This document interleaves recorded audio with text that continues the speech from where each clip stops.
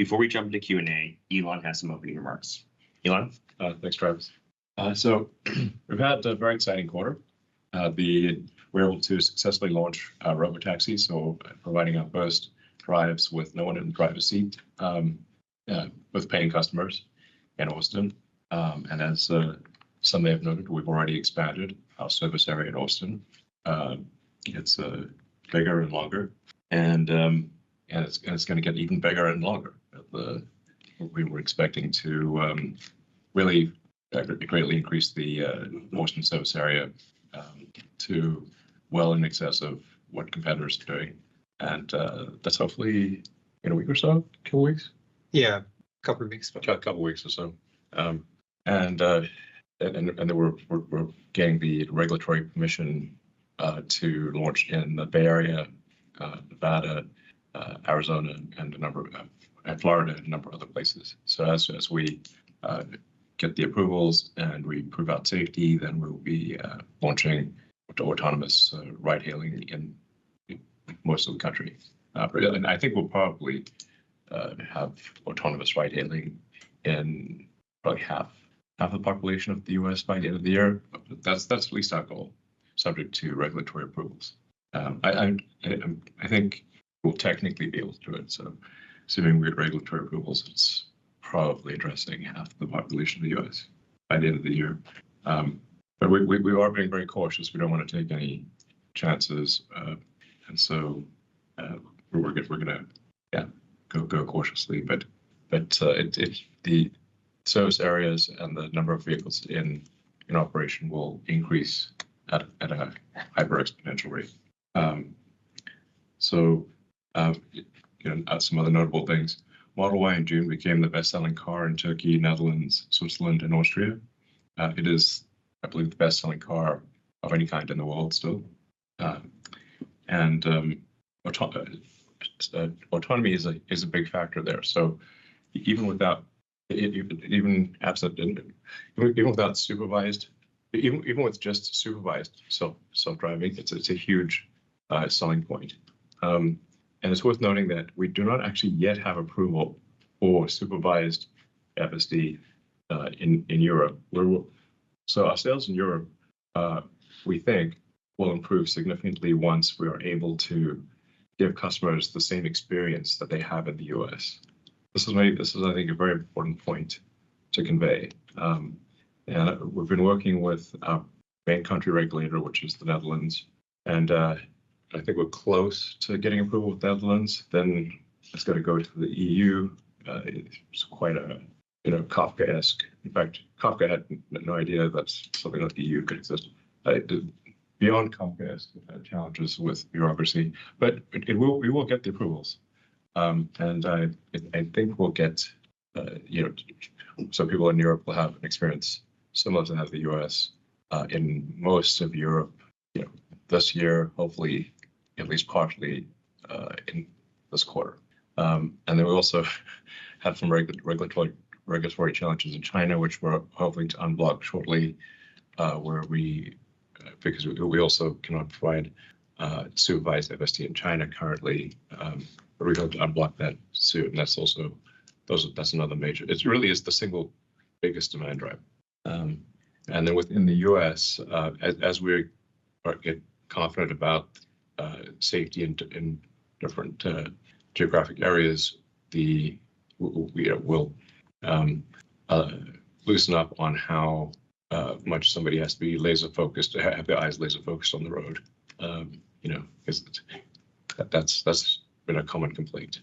In fact, it does create an odd safety issue where people will sometimes disengage autopilot, then do something, change the radio, or maybe look at the phone, drive with their knee, and then re-engage autopilot, which obviously is less safe than simply keeping autopilot on.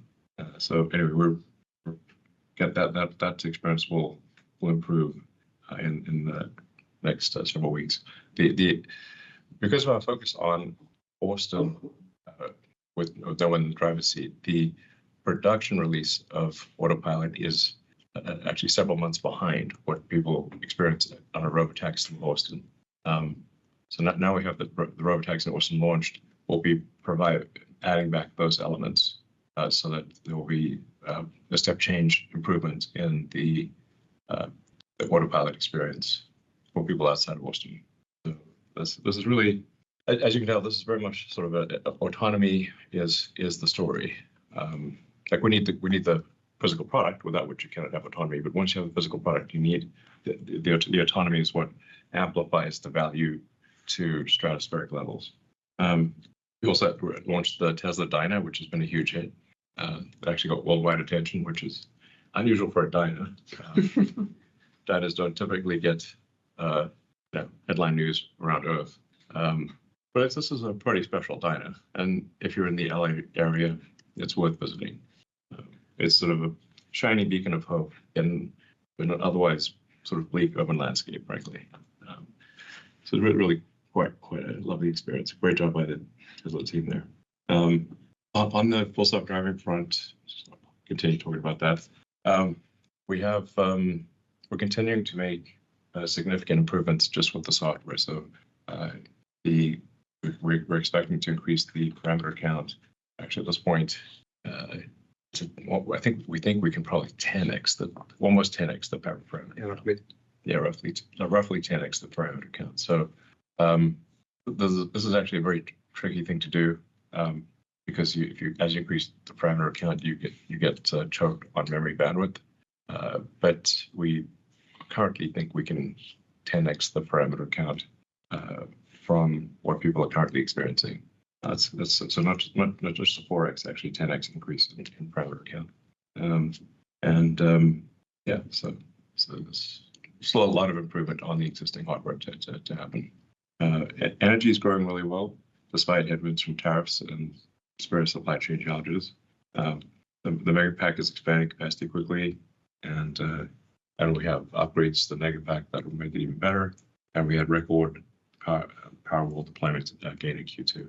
So I think batteries are just going to be a massive thing. The scale of battery demand is, I think, not that many people appreciate just how gigantic the scale of battery demand is. The way to think about it is that the U.S. sustained power output for the U.S. grid is around 1 terawatt, but average usage is less than half a terawatt.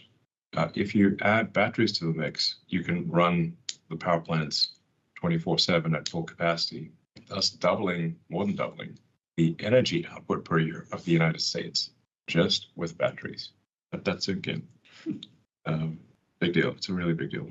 Optimus. So we're evolving the Optimus design and really getting Optimus to the point where it is a phenomenal design. So we're in Optimus version 2 right now, sort of 2.5.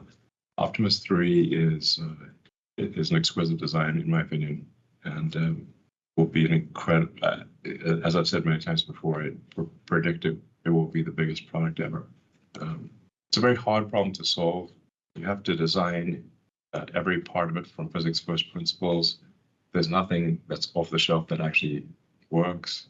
So you've got to design every motor, gearbox, power electronics, control electronics, sensors, the mechanical elements. We've also got to train Optimus to use its limbs and its sensors with a neural net. But we'll be applying the same techniques that we've applied for our car, which is essentially a 4-wheeled robot. And Optimus is a robot with arms and legs. So the same principles that apply to optimizing AI inference on the car applied to Optimus, because they're both really robots in different forms. And Tesla, it is important to note that Tesla is by far the best in the world at real world AI. Like a clear proof point for that would be if you compare, say, Tesla to Waymo. Waymo's got, the car is festooned with God knows how many sensors. And yet, isn't Google good at AI? Yes, but they're not good at real world AI. Thus far, Tesla is actually much better than Google by far, much better than anyone at real world AI. And by far, Tesla has the best inference efficiency. I think a key figure of merit for AI is what is the intelligence per gigabyte? And people talk about parameters, blah, blah, blah. but I think we'll stop talking about parameters and talk about gigabytes, because with the parameters, you can have 4-bit parameters, 8-bit parameters, 16-bit parameters, but the actual constraints in the hardware are how many gigabytes of RAM and how many gigabytes per second can you transfer from RAM. Therefore, it is not a parameter constraint. It is a byte constraint. And Tesla has the highest intelligence density of any AI by far. And I have a lot of insight into this with XAI. The XAI is, Grok is the smartest AI overall, but it's Grok 4 is a giant beast, sort of at the terabyte level. So it's kind of important to note Tesla has the best intelligence density. And intelligence density will be a very big deal in the future. It is now. So with Optimus 3, which is really the right design, it's like it doesn't have, at this point, there's no significant flaws with the Optimus 3 design. But we are going to retool a bunch of things. So it's going to probably be prototypes of Optimus 3 end of this year, and then scale production next year. We're going to try to scale Optimus production as fast as it's humanly possible to do so, and try to get to 1 million units a year as quickly as possible. We think we can get there in less than 5 years. That's my sort of, I guess.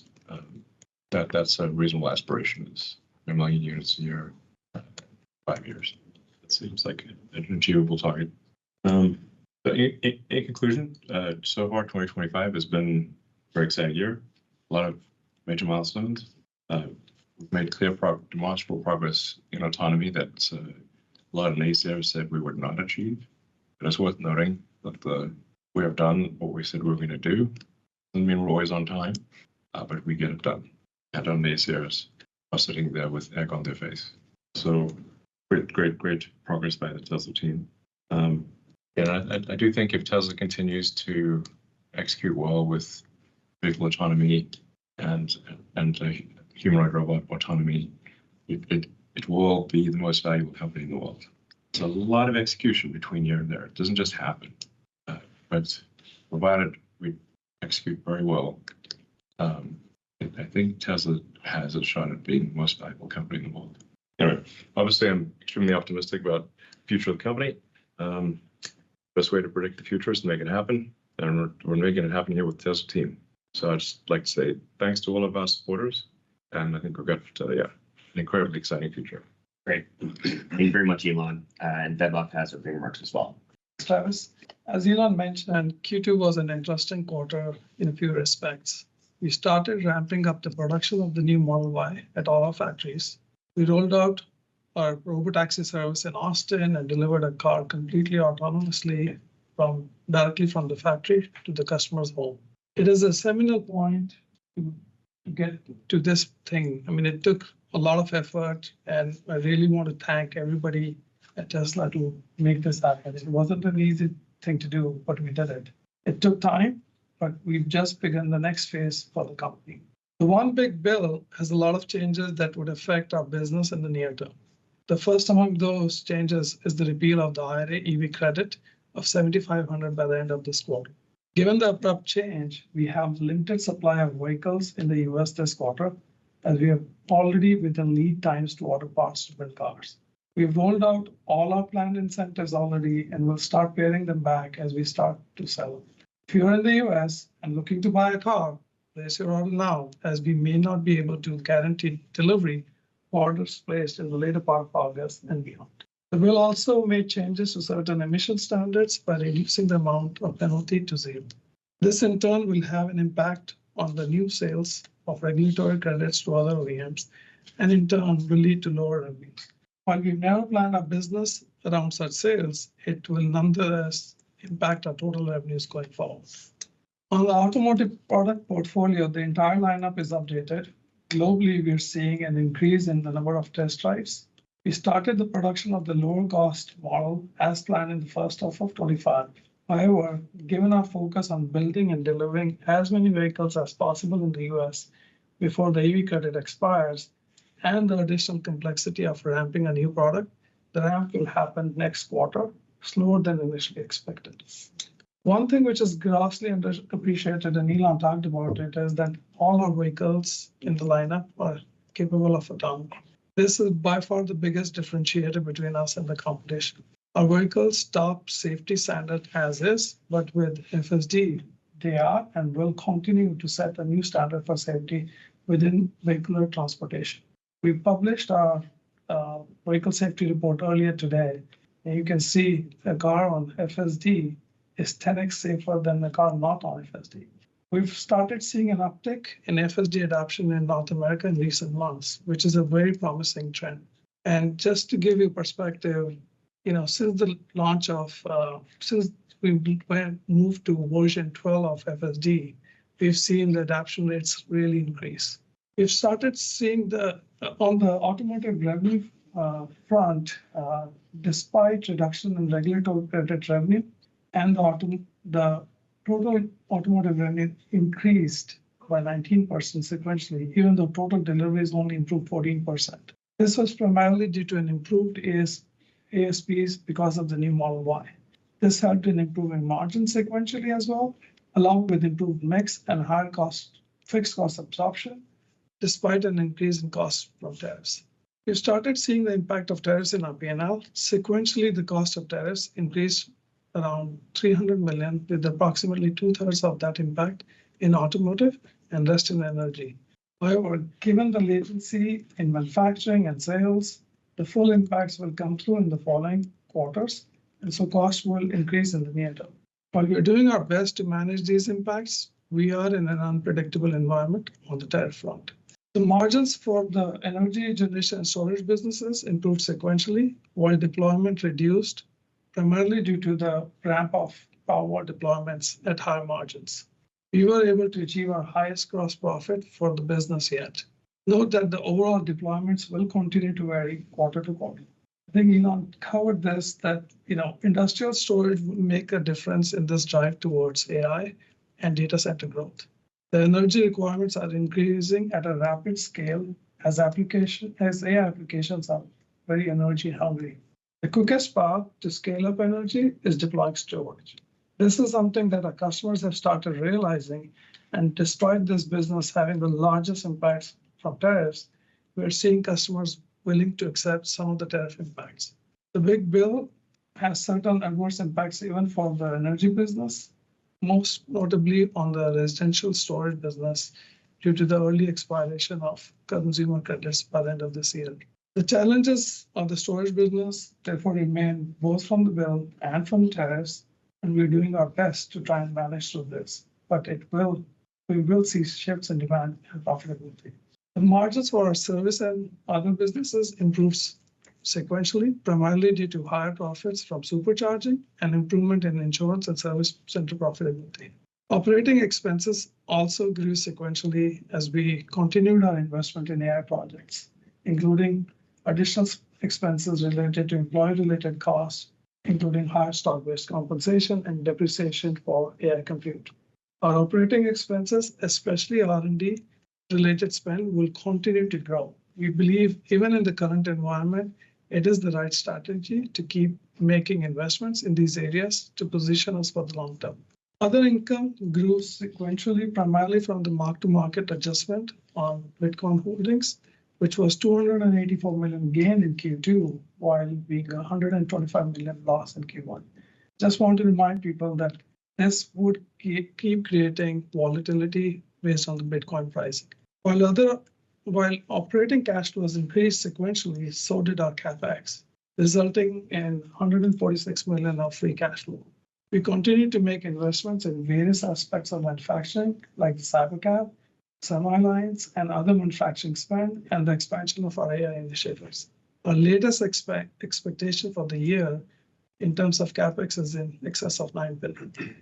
To summarize, we have near-term challenges in our business due to the negative impacts of the bill and tariffs. However, the investments that we have made for AI, robotics, and our lead in energy sets us up for a bright future. I would like to thank the whole Tesla team, our customers, our investors, and supporters for their continued belief in us. Great. Thank you very much, Vaibhav.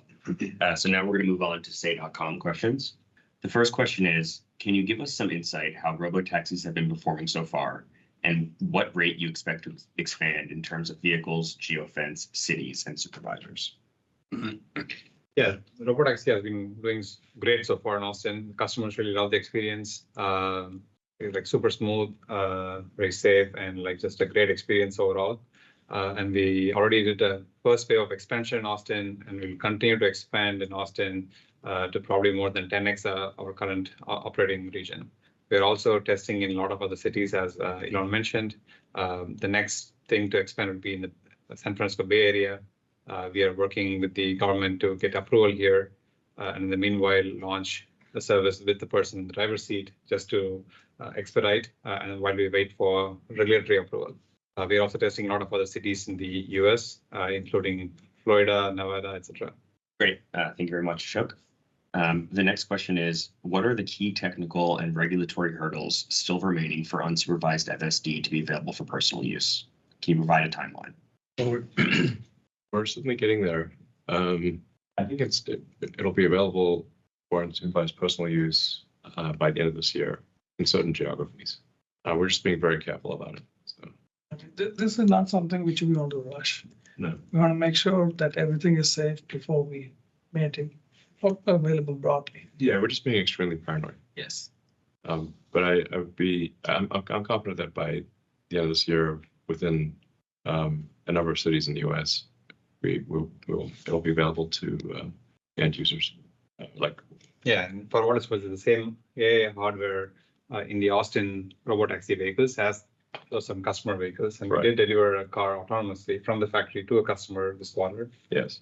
And every Tesla manufactured in the US and in Europe autonomously drives itself from the end of line to the loading docks. And so it's just a software upgrade away. Yeah, I think we'll end up delivering cars in the Greater Boston area and the Bay Area by default from the factory by the end of this year. Like a car will deliver itself to where you are, unless you say you don't want that. It'll be super cool. Yeah. Great. Thank you, guys. The next question is, what specific factory tasks is Optimus currently performing, and what is the expected timeline for scaling production to enable external sales? How does Tesla envision Optimus contributing to revenue the next 2 to 3 years? Yeah. So the Optimus 3 design, as I mentioned earlier, is I think finally the right design. There'll be further optimizations, but there are no fundamental changes that are needed for the Optimus 3 design. It has all the degrees of freedom that you really want or need.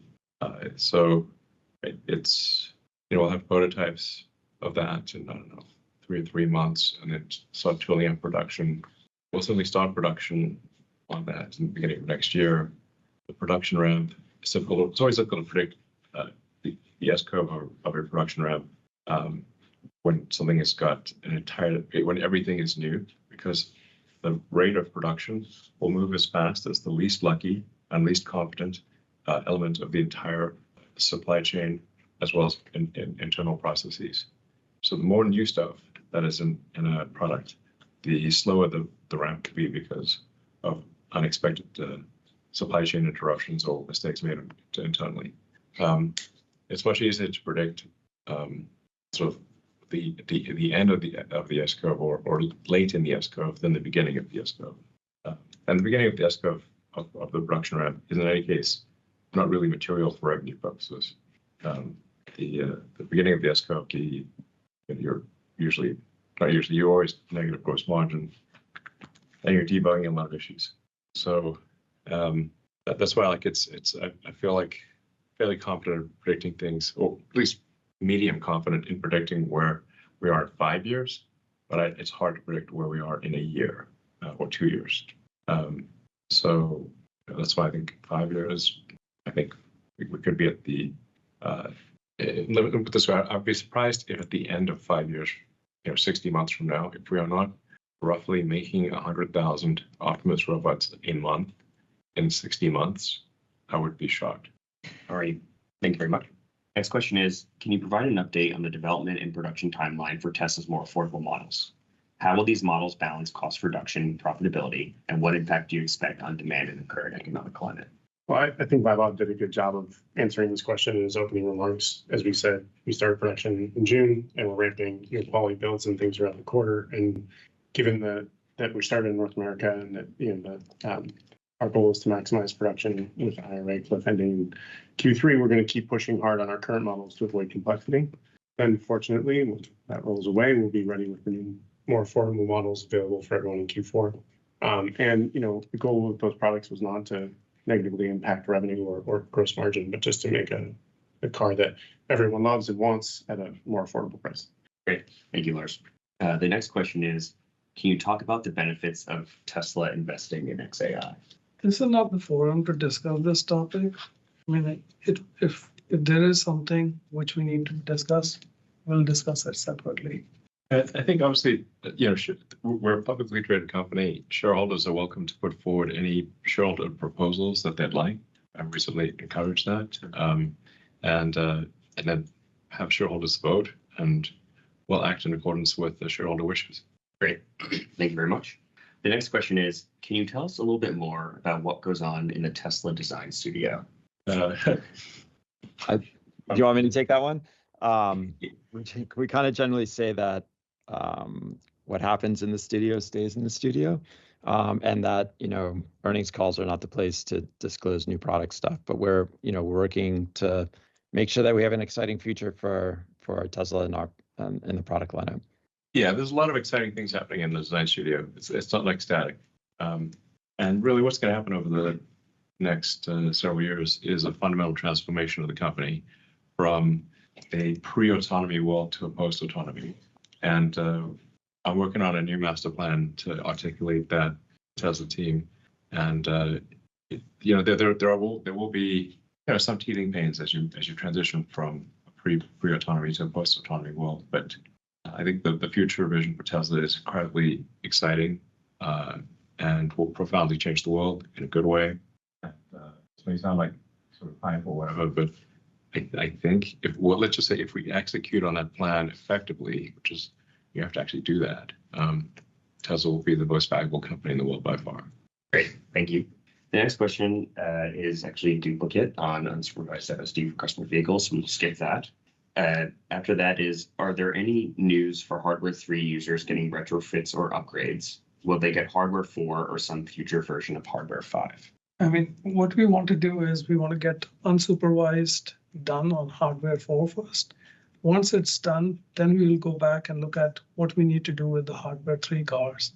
I mean, like I said, the focus is first to get unsupervised out, and then we'll go back and see what more work we need to do. Yeah. Great. The next question is, can you give an update on Dojo, and could XAI be a customer for Dojo?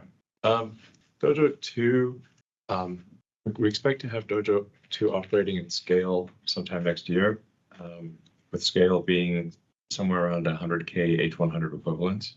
And then AI 5, which is really a spectacular chip. I don't use those words lightly. It's spectacular chip.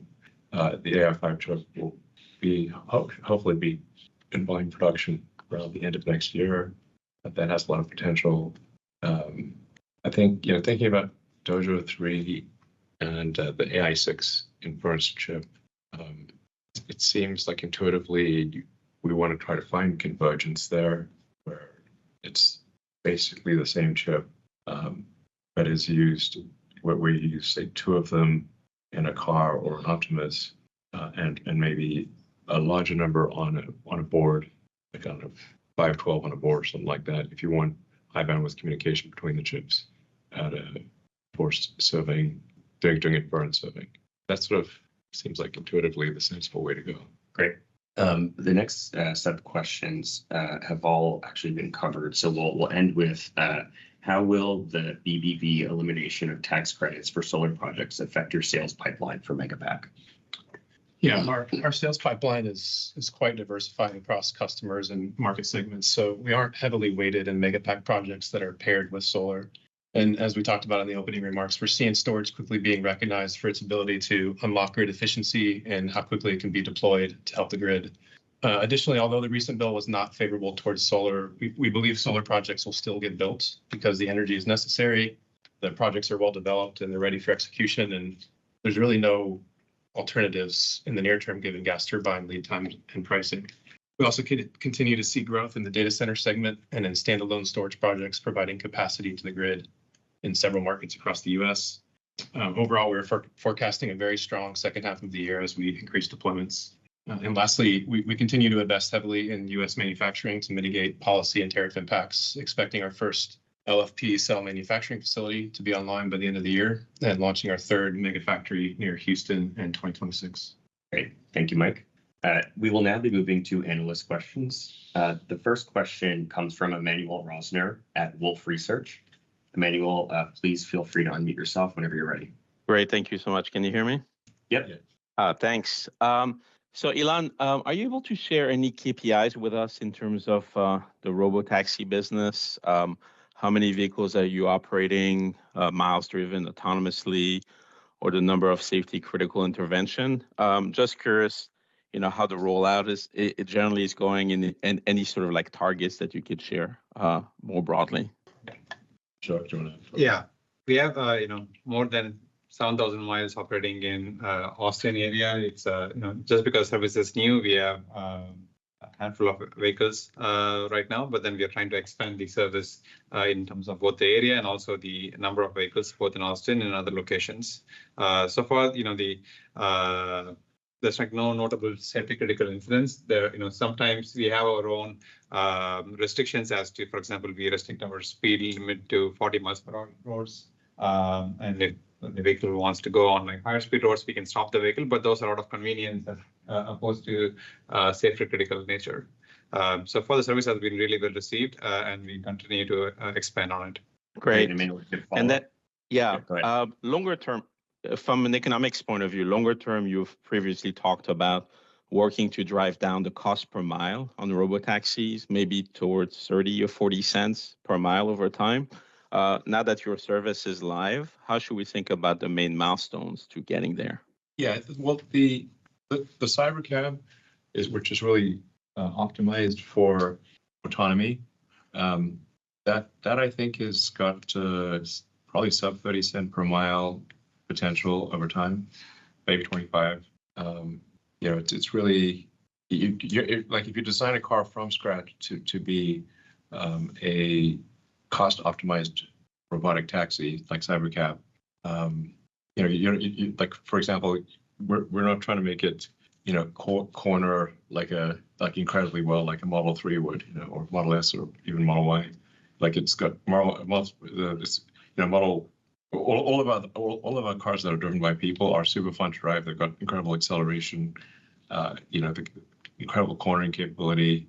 But we're confident that very few people in a Cybercab want to be hurtling around. So we reduced the top end speed, which means we can use more efficient tires. We don't need as much acceleration. We don't need as much, big brakes to sort of. We want stopping distance, but we're not expecting it to be heavily used. It's a gentle ride. Essentially, if you design it for a gentle ride, and then you have a much more optimized design point. So that's why it seems probable that we could achieve that, especially if Optimus is, serving, cleaning up the car and doing maintenance and stuff. Doing automatic charging. I think it's going to, the actual cost per mile of Cybercab will be very low. The cost per mile of our existing fleet will be higher, but it's still very competitive. So, maybe some number of 50 cents, I'm just guessing. So this really, Tesla's robotaxi fleet will go from tiny to gigantic in terms of operations in a pretty short period of time. Like my guess is it has a material impact on our financials around the end of next year. Great. Thank you very much. The next question comes from Adam at Morgan Stanley. Adam, please unmute yourself. Great. Hello, everybody. So Elon, as Tesla moves into this next phase of physical AI, autonomous humanoids, robotaxis, etc., world-changing, civilizational species-changing technology with dual purpose, are you comfortable moving Tesla in this direction while only having a 13% stake in the company? Is that sustainable, or do you still insist that something needs to happen given your current lack of control and the types of technologies you're getting into. Yeah, that is a major concern for me, as I've mentioned in the past, and I hope that is addressed at the upcoming shareholders meeting. But yeah, it is a big deal. Like, I want to find that I've got like so little control that I can easily be ousted by activist shareholders after having built, this army of humanoid robots. I think that, as I mentioned before, I think my control of a Tesla should be enough to ensure that it goes in a good direction, but not so much control that I can't be thrown out if I go crazy. Okay, Elon, you're not going to go crazy. We trust you. Well, You can stay a little crazy. A little crazy is okay. Elon, though, we understand the board of directors of a major U.S. investment bank recently toured Optimus production. I don't know if you want to confirm that or not. It's just what we've heard. That's cool. But when do you think others will be able to get a firsthand view of Optimus like that? And is the second half of this year too soon to have an AI day? Because it seems like everybody else in the world's doing it, and this talent war is getting freaking crazy. And I know you've mentioned for recruiting purposes, this is a very important thing that you've done. I think people have copied you on this, and I'm wondering if this year's too early for that. Thanks, Elon. yeah, it's a bit of a tough thing because, like, when we're doing AI Day, we find that some of our competitors have literally done a frame-by-frame examination of our slides and everything we say, and then copy us. So, I'm saying, like, what's the trade-off? It does help with recruiting, but then competitors look very closely and copy us. That said, we should probably, I guess we could consider the shareholder meeting to be sort of we can maybe go into depth, some amount of depth at the annual shareholder meeting with respect to Optimus and AI and sort of our chip stuff, perhaps. Tesla's also really underrated in terms of AI chip design, as well as AI software. So, like, there's still not a chip that exists that we would prefer to put in our car that is an AI chip that we would prefer to put in the car over our own. And even though it's been now out for several years, and we're confident that the AI5 chip will be a profound game changer.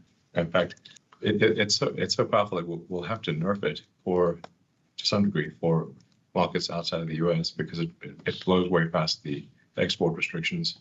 So unless the export restrictions change, we actually will have to nerf our AI5 chip, which is kind of weird. Hopefully we keep raising the bar on export restrictions. Otherwise, it gets a bit silly. But we'll have a bunch of Optimus robots on stage at the shareholder meeting. The Optimus lab is cool to see. It basically looks like the set of Westworld.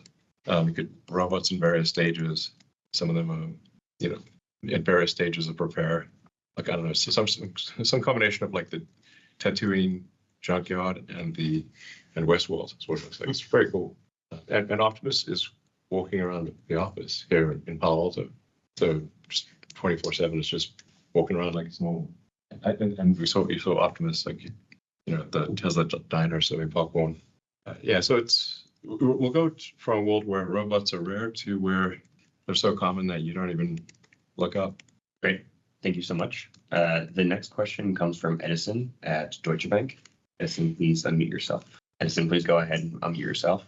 All right, while Edison figures that out, we will go to the next question, which is going to come from Dan Levi at Barclays. Dan, please go ahead and unmute yourself.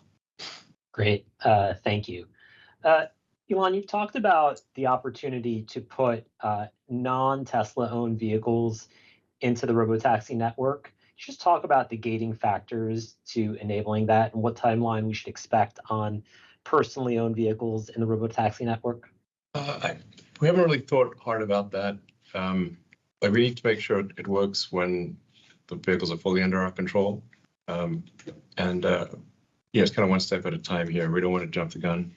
As I said, we're being paranoid about safety. So it's like, but I guess it would like next year I'd say confidently next year. I'm not sure when next year, but confidently next year people who would be able to add or subtract their car to the Tesla fleet.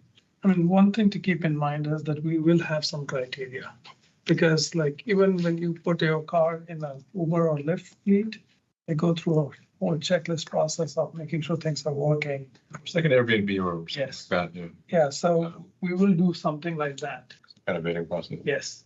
Because we want, like Elon said, we want to be paranoid about security.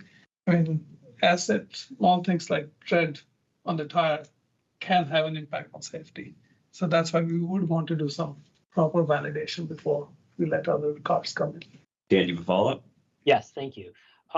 Could you just unpack the different costs associated with scaling the robotaxi business and how you think about funding those costs? Are the cash flows in the auto business sufficient to fund it? And if not, what other funding sources do you think you'd use?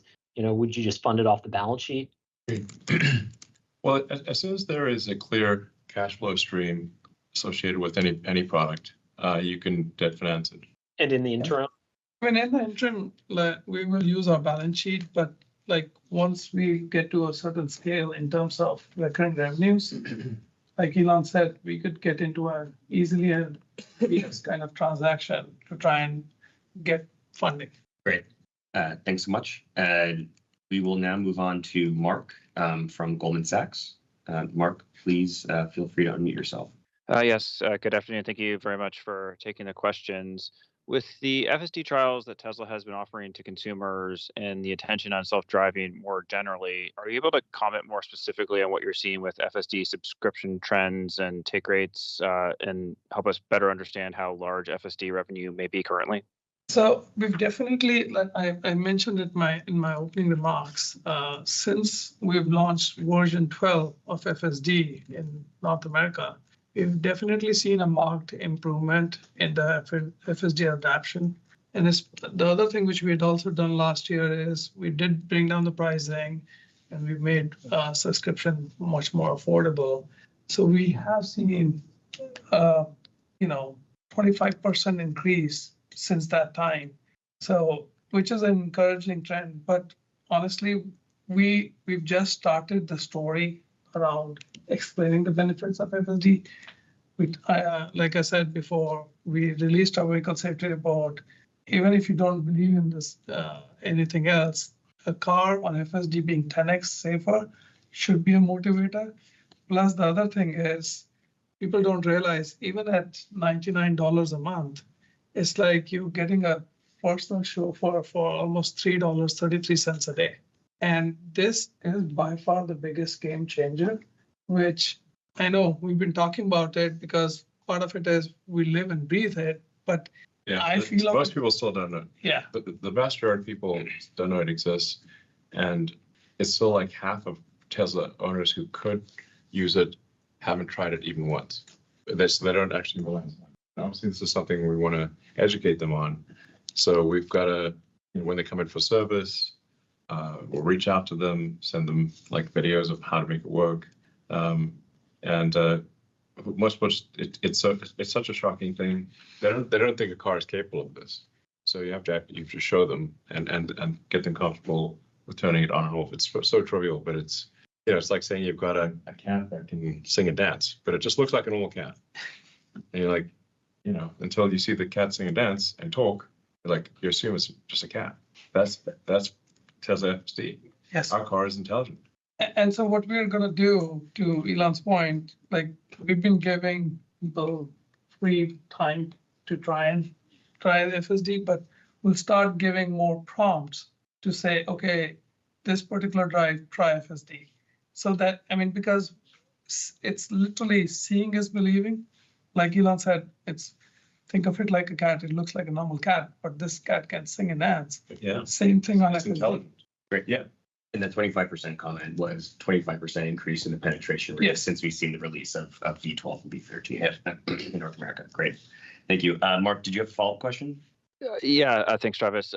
Tesla has historically said it would use pricing as one tool to help drive auto vehicle growth as long as free cash flow stayed positive, given the ability to monetize products like FSD. I'm curious how you're thinking about pricing from here as a potential tool to drive increased volumes, given where you stand with FSD, as well as the fact that the IRA purchase tax credits are poised to go away in the US starting in the fourth quarter. So should we expect more meaningful price reductions given that monetization potential, or do you envision price reductions be more limited compared to cost downs given where free cash flow now stands? Thanks. Well, we're in this like weird transition period where we will lose a lot of incentives in the US. There's a lot of incentives actually in many other parts of the world, but we'll lose them in the US. But we'll still be at the relatively early stages of autonomy. On the other hand, autonomy is most advanced and most available from a regulatory standpoint in the US. So, I mean, does that mean like we could have a few rough quarters? Yeah, we probably could have a few rough quarters. I'm not saying we will, but we could. Q4, Q1, maybe Q2. But once you get to autonomy at scale in the second half of next year, certainly by the end of next year, I think I'd be surprised if Tesla's economics are not very compelling. Great. The next question is going to come from Will from Truist. Will, please feel free to unmute yourself when you're ready. Great. Thanks so much for taking my questions. First, I'd like to ask for a little bit more detail about the lower cost model that you talked about having, I think, started production in the first half, but you said will ramp later. At the last Analyst Day, as I recall, you talked about some aspects of this, like two-thirds or three-quarters reduction in silicon carbide and not using rare earths in the motor and perhaps other cost downs. You also had this unboxed architecture that I think you said would not be part of this sort of interim approach. Can you update us on what we should expect this thing to actually look like? Well, we won't get into the looks because What's the Model Y? Yeah. Just lift the cat out of the bag there. Dancing cat that can sing and dance, but it can talk and sing and dance, though. That's the cool part. Yeah, I mean, fundamentally, the biggest obstacle remains that people just don't have enough. Some people don't.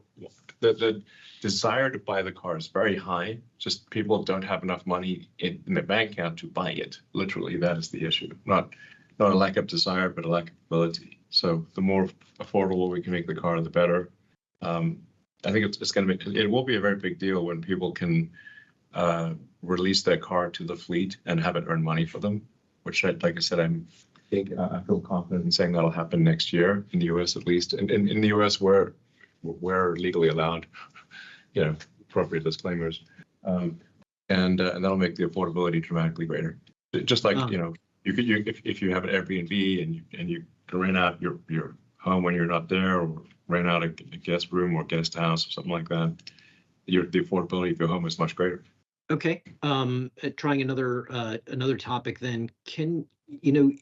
We see all these wonderful developments at XAI like Grok, and obviously Tesla's trying to do quite a bit in AI.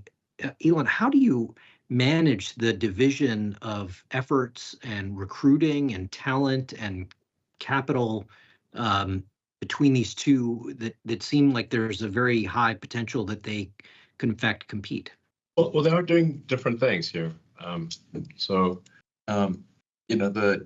XAI is doing terabyte scale models and multi-terabyte scale models. Tesla's 100 times smaller models. So one's real world AI and one's kind of, artificial superintelligence type of thing. Really kind of the genesis for XAI was that there were certain people who simply would not join Tesla, AI engineers, because they wanted to work on ASI. They would join Tesla. And I was like, well, maybe they'll join a new company. No, I think the Tesla problem is extremely important, but not everyone agrees with me on that.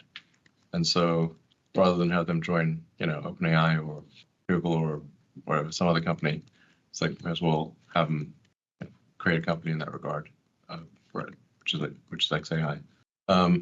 So that's people